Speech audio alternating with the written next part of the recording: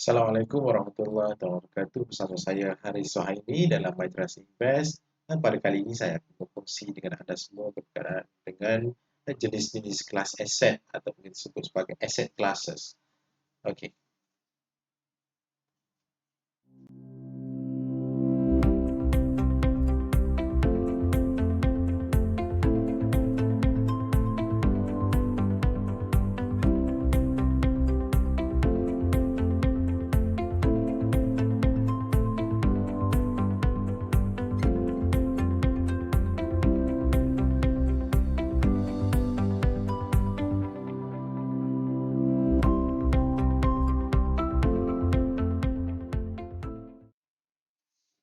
Baik, apabila kita bercakap berkenaan dengan pelaburan unit trust ataupun pelaburan dana unit amanah, sebenarnya di dalam dana unit amanah ini ada beberapa jenis kelas aset ataupun aset yang menjadi tumpuan bagi satu-satu dana tersebut.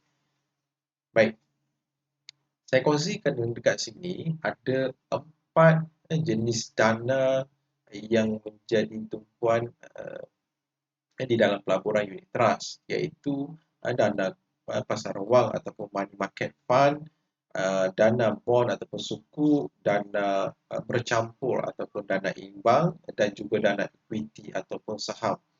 Baik, dari segi risiko, dana pasaran wang berada dalam risiko satu, iaitu risiko yang paling rendah. Uh, Dana bond ataupun suku mempunyai risiko 2 ataupun 3.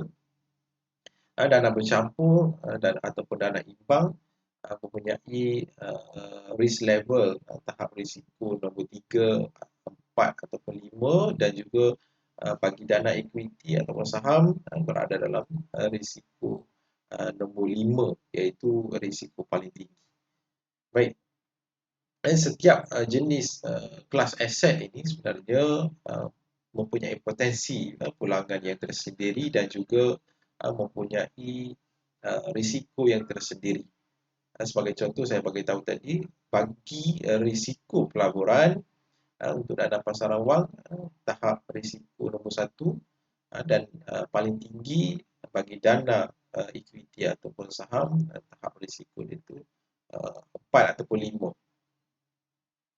Jadi untuk pelaburan kita buat di dalam unit trust, kita boleh sebenarnya gunakan dana-dana ini mengikut matlamat pelaburan kita. Bagi dana pasaran wang, sebenarnya aset yang terlibat adalah aset yang mudah cair dan sebagainya. Dan dari segi volatility adalah cukup rendah, dari segi turun naik itu cukup rendah, dan pulangannya sekitar 1 hingga 3% setahun. Jadi dana pasaran wang sesuai untuk kita parking duit ataupun kita simpan duit untuk sementara waktu. Bagi dana bond ataupun suku, ini adalah aset berpendapatan tetap ataupun kita panggil fixed dividend lah, macam tu. So setiap tahun kita akan dapat dividen, tetapi ada juga risiko bagi dana bond ataupun suku ini dari segi turun naik harga bond tersebut. Bagi dana bercampur ataupun imbang, sebenarnya dana jenis ini dia dah combine di antara dana bond ataupun suku bersama dengan dana equity ataupun saham. Jadi dana bercampur ataupun imbang ni dia dah campur siap-siap di dalam dana tersebut, pelaburan di dalam bond dan juga pelaburan di dalam saham. Baik, bagi dana bercampur, kebiasaannya pelaburan di dalam dana equity dan di dalam saham sekitar 70%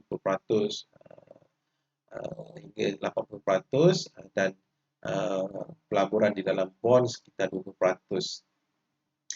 Manakala dana imbang, kebiasaannya pelaburan dibuat di dalam dana bond dan juga equity lebih kurang 50% setiap bahagian. Bagi dana equity ataupun saham, 80% hingga 90% pelaburan dibuat di dalam bursa saham.